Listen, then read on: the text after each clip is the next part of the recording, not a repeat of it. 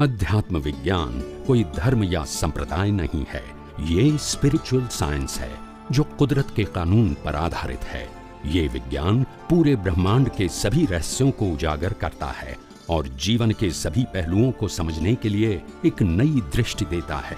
इसी को art of vision कहते हैं, दुनिया को देखने की एक नई दृष्टि, जो अध्यात्म विज्ञानी परम पूज्य स्वामी श्री कमलेशानंद जी के निर्देशन में सनातन सत्य का अनुसंधान कर हमारे जीवन को प्रकाशित करे। जय सच्चिदानंद।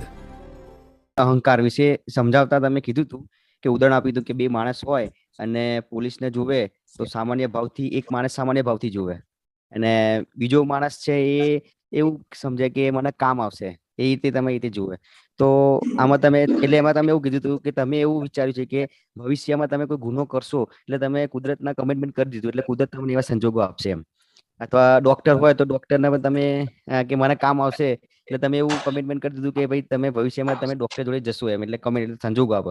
તો મારો પ્રશ્ન એવો છે કે સ્વામીજી આવું તો આપણે બુદ્ધિ તો કરોડો વાર આપણા કળિયુગની અંદર તો બધા સેલ્ફિશ જ હોય કે મતલબ પોલીસ હોય ગમે તે હોય, તો આવું કર્યું હોય એનાથી બચવા માટે શું કરો સ્વામીજી? એટલે સમજી ગયા પ્રશ્ન સ્વામી છે તમે? એટલે આપણે તો એક જ વસ્તુ બધાને કુદરતી રચના જુઓ, કામમાં આવે કે ના આવે, સંજોગ કુદરત જ ગોઠવવાની છે ને, આપણે શું કામ ભાવ કરવાની જરૂર?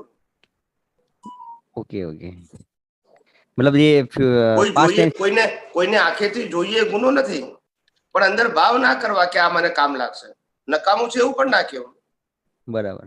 ઓકે. આ આખી લાઈફ આપણી કર્મના હિસાબોથી બંધાયેલી છે અને બધા જ હિસાબોના સંજોગો ફરજિયાત છે.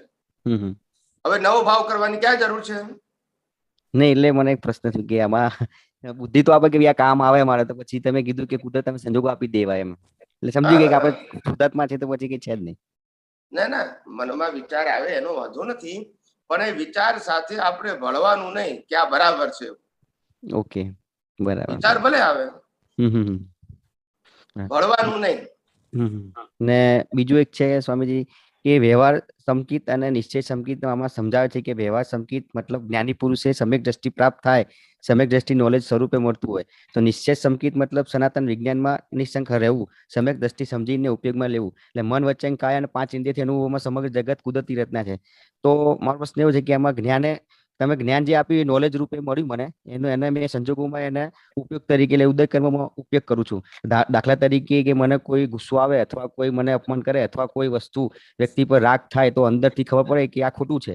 હું ગોઠવું કે ગુસ્સો કરનાર ઈશાન, રાગ કરનાર ઈશાન, ખરાબ વિચારનાર ઈશાન, બુદ્ધિ ખોટું જોડનાર પણ ઈશાન, આખો ખોટા ભાવ કરનાર ઈશાન, મન, આ બધા હું શુદ્ધાત્મા છું. બોલું અંતર્યામી પરમાત્મા, હું પ્રતિજાત્મા. આ વિચારો ભાવો મારા કોઈ લેવા દેવા નથી, હું કુદરતી રચના લઈને આવેલો છું તો નીકળે છે. પણ સ્વામીજી મને આ બુદ્ધિમાં અને અંદર ચાલતું રહે છે, તો શું કરવું? મતલબ એટલે આ ગોઠવ્યા પછી પણ અંદર ચાલતું રહે સ્વામીજી કે શું ચાલુ રહેશે? એટલે મતલબ ધારો કે ગુસ્સો કર્યો હોય તો મેં એમ કરી દીધું હોય કે ભાઈ આ કુદરતી રચના છે, મારો હિસાબ છે, તો એ મતલબ બુદ્ધિ થી અંદર કે ભાઈ આને આવું કેમ કીધું એમ, તો મતલબ આ બુદ્ધિ થી જ્ઞાન ઉપયોગ છે કે અંદર થી છે એ ખ્યાલ નહીં આવતો સ્વામી, એટલે આનો ઉપયોગ બતાવો. એવું નહીં, આપણી લઈને આવેલી બુદ્ધિ તો કામ કરવાની ને. અચ્છા, આપણે મન, બુદ્ધિ, ચિત્ત, અહંકાર ડિસ્ચાર્જ રૂપે લાવ્યા છીએ ને, એ કામ નહીં કરે? નહીં કરશે નહીં તો બસ, તો પછી એને આપણે કુદરતી રચના જ જોવાની. બરાબર. ઓકે ઓકે, સમજાય છે? કારણ કે ઉકલી રહી છે, આપણી અંદર સંમતિ અથવા સહી ના હોવી જોઈએ, બસ. એટલે મતલબ આમાં મારું કઈ સાઇન નથી એટલું કે એટલે મતલબ છૂટી ગયા, બસ. Okay okay. અને છેલ્લો એક પ્રશ્ન સ્વામીજી કે મને એક વિચાર હતો કે રામ ભગવાન આટલા જ્ઞાની પુરુષ હતા તો એમને પાછલા જન્મમાં એવી કઈ ભૂલ કરી છે કે કરોડો લોકોને મારવા પડે, મતલબ એમ ભૂલ કરી હશે તો આ રિઝલ્ટ ઉપરથી ખ્યાલ આવવું જોઈએ કે એક્ઝામ કેવી આપી હશે.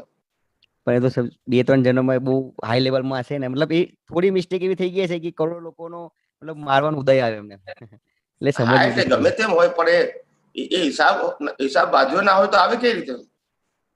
એટલે પણ એવી મતલબ શું ભાવ હશે એટલે એ સમજવું હતું એ આપણને એક્ઝેક્ટ ખબર ના હોય. ઓકે ઓકે, બરાબર. એ કેવળ જ્ઞાનીને ખબર પડે. ઓકે ઓકે ઓકે, બરાબર. જય સચ્ચિદાનંદ સ્વામી. જય સચ્ચિદાનંદ, જય સચ્ચિદાનંદ. યોગેશભાઈ વિડિયો ઓન કરે, અનમ્યુટ કરે પ્લીઝ.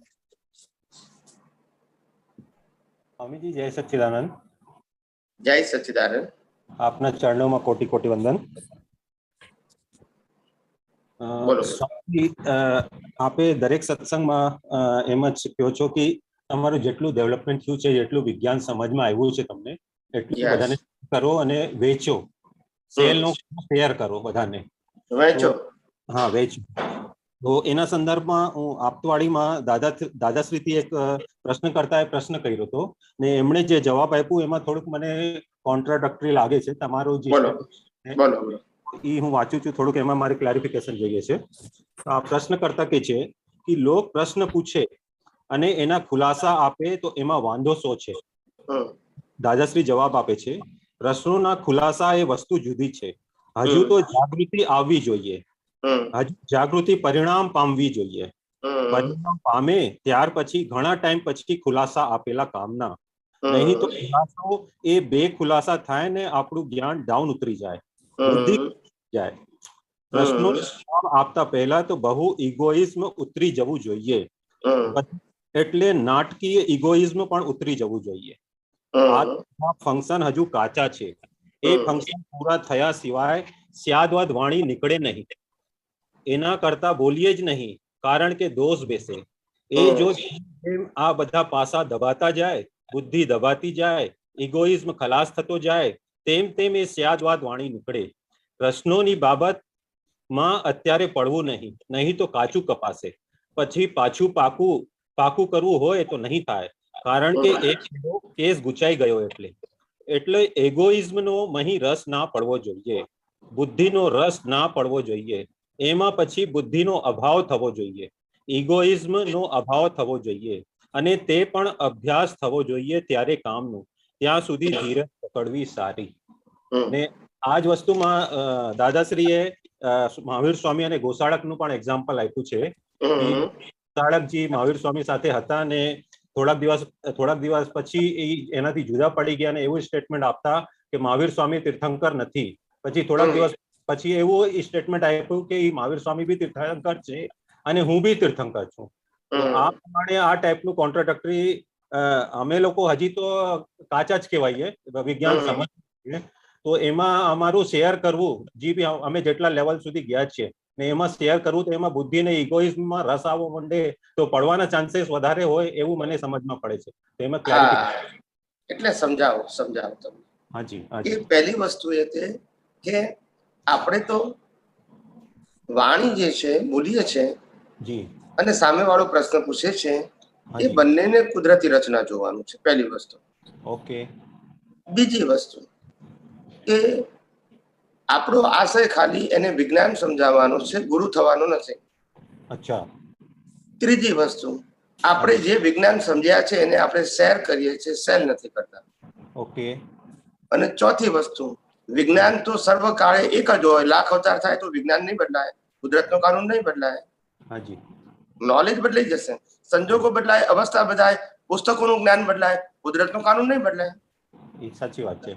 એટલે આપણે સનાતન સત્યની વાત કરીએ છીએ. સાંપ્રદાયિક સત્યની વાત કરતા હોય તો એ પરિવર્તનશીલ છે. અને બીજું દરેક ધર્મની અંદર આવી રીતે ધર્મગુરુએ રિસ્ટ્રિક્શન મૂકેલા છે. ઓકે. ખ્યાલ આવી ગયો? હાજી. જ્યારે આપણું વિજ્ઞાન એવું કહે છે જી કે આ દુનિયામાં કોઈ પણ વ્યક્તિ, કોઈ પણ લેવલની સમજણ વાળી વ્યક્તિ પણ જી અજ્ઞાનને શેર કરવા માટે કોઈ રિસ્ટ્રિક્શન નહીં. હાજી. એના કોઈ ભય થાય નહીં. ઓકે. ખાલી વિજ્ઞાન કહેવામાં જ ભય થાય. અચ્છા. ના મતલબ મારી વાત સમજાય કે નહીં? સમજાય છે. પણ અજ્ઞાન કહેવામાં રિસ્ટ્રિક્શન હોવું જોઈએ કે ભય સ્થાન હોય કે વિજ્ઞાન માટે? અજ્ઞાન માટે જ ભય સ્થાન હોય, એ વાત સાચી છે તમારી.